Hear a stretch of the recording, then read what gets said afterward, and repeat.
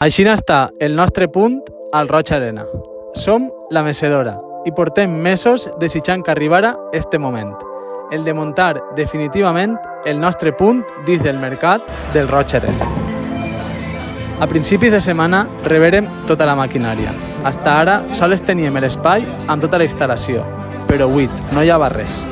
Ara tocava comprovar si tot encaixava segons els planos que Jaume havia dissenyat. Com vosaltres poc més podíem fer allí, deixarem als professionals acabant de muntar-ho tot.